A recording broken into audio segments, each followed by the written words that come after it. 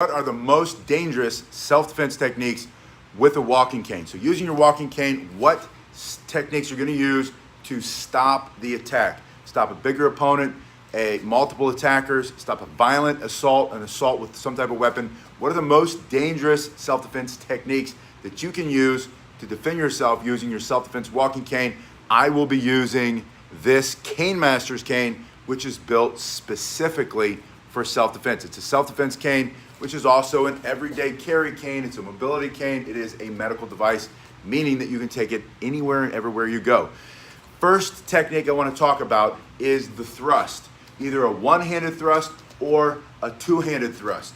Pushing this way or pushing this way, either way doesn't matter. Coming in this way, they're all thrusting techniques. The first question to ask yourself is, what can you remove or destroy on the attacker? The person who's trying to attack you, to hurt you, to take something from you, take your dignity, your life, take your freedom to move about your space in your life. You can remove their ability to see you, breathe temporarily, permanently, or through the throat, right? That's fatal. Coming through here, the ability for them to walk around and hurt somebody else like they're trying to hurt you. So using the thrusting technique, and I'm going to show you how to get into it, that's the first of the most dangerous self-defense techniques you can use with a self-defense walking cane, and especially if you use one like this made out of a very hard material. This one's oak. This is designed for self-defense. We're going to use this bag. You can point the tip of the walking cane. You're supporting the hand back here, and you can simply thrust. Again, think about what can you remove or destroy. What are your targets? Target acquisition. You're going to target on your opponent, on the person who's trying to hurt you. You're going to take out their ability to see, breathe, move, stand, all with this thrusting motion. You can do it with one hand with the crook facing out. So you simply get it here, stepping in a thrust. Maybe it's down here, here. That is a very dangerous technique. It's dangerous to them. It's very safe for you. You can also have this cane in your hand just like you would walk down the street in the traditional way, with the long side coming out of your thumb, and pull your wrist into this position. Getting it here, you can quickly thrust up and in, going into the eyes, the nose, the mouth, the throat, into the solar plexus, down into the groin, into that thin fascia, that thin muscle that holds your guts in, and put somebody on the ground. It can tear all that. It can be fatal. That's why it's one of the most dangerous self-defense techniques you can use using your walking cane or your walking stick. So going through the throat, there's no coming back from that. This will very quickly not penetrate, but crush the cartilage, making them asphyxiate and die. This is all self-defense. It's not pretty, it's ugly. I'm gonna drop the camera just a little bit. So the thrust is number one. You can have the cane in this position, using it with one hand, and you can also bring that thrust straight into the eyes, nose, mouth, throat to target those areas that create the most damage. That's why it's one of the most dangerous self-defense techniques you can use using your walking cane. Number two is this shoving motion, using the bar of your walking cane, the bar of, in this case, oak. And I don't know if you can see this way, it's a teardrop shape. Let me take the tip off. See how it's shaped with that V, upside down V there? That makes it a teardrop, makes it almost like a dull blade of a sword. So that means this can come through and create maximum amounts of damage, especially when you're thrusting this way. Now, one of the most dangerous things that you can do with your walking cane, one of the most dangerous techniques for self-defense with the walking cane, is taking that concentrated force from your body and sticking it through their face. The skull can fracture and break. The nose gets smashed into their face. Their eyes go back in their head, hit the bone back there, pops out, goes in through their teeth. Teeth come out of their throat, in through the throat, crushing the windpipe, asphyxiate, they're done. That's one of the most dangerous things that you can do. Dangerous self-defense techniques using your walking cane. And it doesn't have to have this Cane Master's bar there, this teardrop shape. It doesn't have to be made that way. You can be using a wooden cane, a metal cane, any type of material. It can be round, it can be octagonal, it can be square, but you just hold it in two hands like you're gonna do a push-up, and you shove them back, get them out of your face. If this is the threat, and I come straight through, I generate maximum amounts of force, pushing from here to here. Anytime you move your body in at the same time by taking that small step with the back foot and the front foot, you're going to generate forcing all that power in and destroy things. And that's why it's one of the most dangerous self-defense techniques you can use, using your walking cane for self-defense. Just coming in, holding two hands, simply thrusting. The third thing that you're going to do is slice down and through, or sideways and through, or up and through. And the through part is very important. Think about what you're targeting. You're going to go for joints in this case. You're going to go for the temple. You're going into the neck, into that jawbone, right where the jaw comes into the skull. You're going into the ribs, into the knee or the thigh or the lower leg to destroy bone. The wood will seek bone, right? That's the saying. This teardrop shape on this Cane Master's cane will go in and create even more damage than a traditional cane, but any cane is going to be very effective, and you're going to have one of the most dangerous techniques, self-defense techniques that you can use with a walking cane is going to be this slashing, slicing. You can even bring it straight down on top, right there on the forehead, cracking open the skull for self-defense. These are very dangerous self-defense strikes using your walking cane, and you can do it with one hand and with two hands. Let's say this question comes up all the time. What if you have the cane here interrupting their line of sight and they reach out and grab that cane? You put your other hand on your cane. They're holding the tip. That's all right. You can now turn and thrust into them.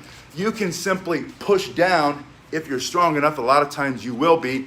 Or watch this. This is the secret technique. Secret most people will never show you because they don't know it. I don't know if they know it, and I don't know why nobody shows it. Let's say he's holding on to my cane. I put that other hand here.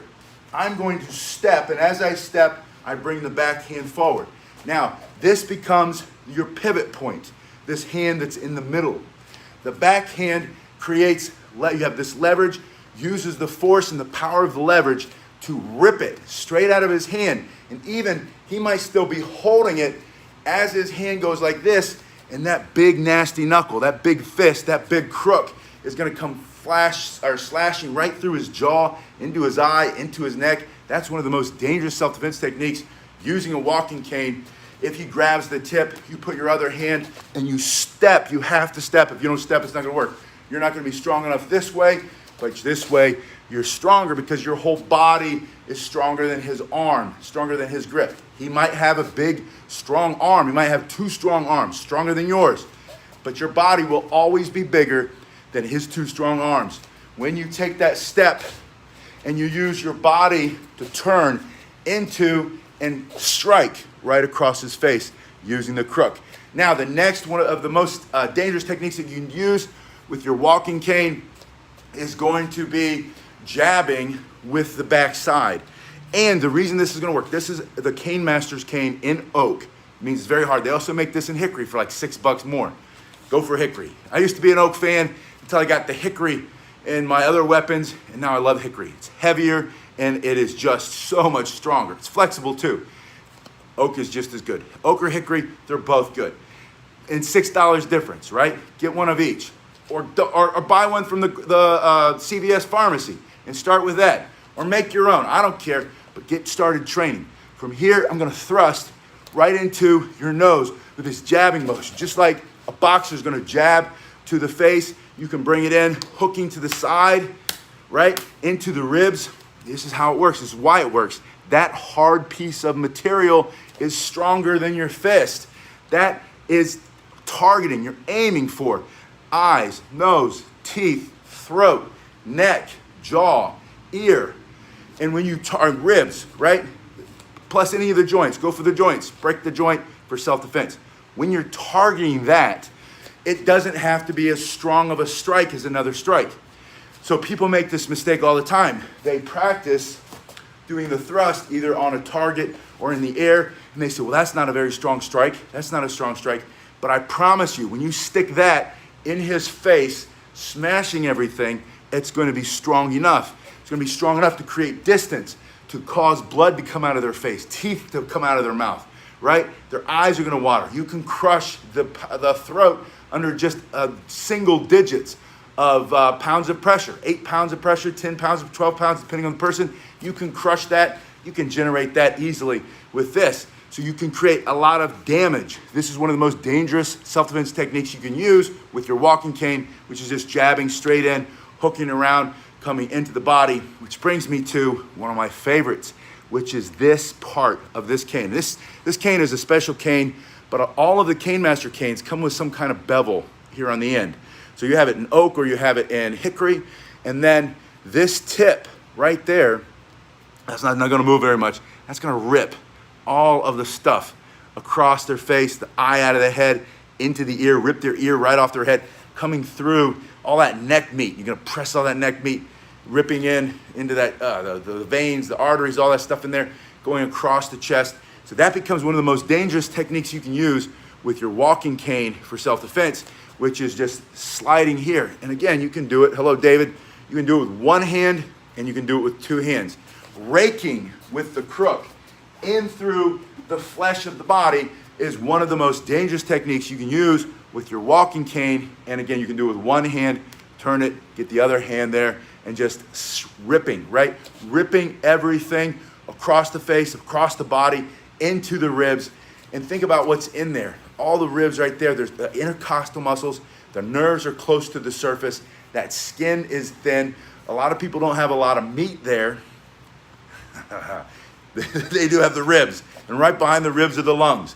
That will penetrate. It's not like a knife. It's not gonna go in and rip them open, but it's going to do a lot of damage as it comes through. It's gonna get stuck, and it's gonna pull, and it's gonna rip muscle away from bone. It's going to break things. It's gonna separate things. Good afternoon, Matthew. It's good to see you. So use that for one of the most dangerous techniques you can use using the walking cane. So let's quickly review. You've got thrusting with one hand and with 2 hands. You've got this shoving, and especially with this Cane Master's cane where you have that bar of wood there and it's concentrated because it's got that teardrop shape. That does a lot of damage, extremely strong, and you're going through soft targets. What can you remove or destroy? Their ability to see, breathe, all that stuff. Yeah, this is a pretty cool cane. This is fun.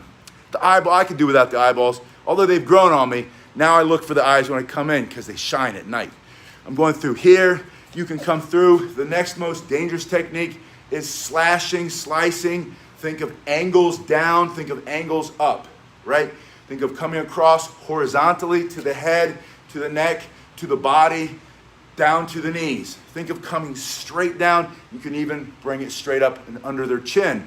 And that becomes one of the most dangerous techniques you could do, self-defense techniques, with a walking cane, and then using the other end to jab with. Coming through, and the key here, the principle here, why it's one of the most dangerous techniques for self-defense using a walking cane, is that the hard material of your walking cane is stronger than anything on his face or his throat, his eyes, right? Solar plexus. So you're aiming, you're striking there, you'll destroy, you can crush the cartilage, you can shatter his cheekbones, you shatter that orbital bone, you can swell that eye shut. Very quick, you can box it into the ear. You can come and hit that process in the neck that takes all the blood out of the brain, he goes unconscious. So it's a very dangerous technique, self-defense using the walking cane. And then finally, my favorite, the nastiest one, the crook. When you gotta get down and dirty, take his eyes out of his head. For self-defense, right? Coming with one hand or coming with 2 hands. It's very effective. Just reach up, stick it in some muscle and pull it off. Pull it back to you. Reach up, stick it in some soft facial tissue and rip it across for self-defense.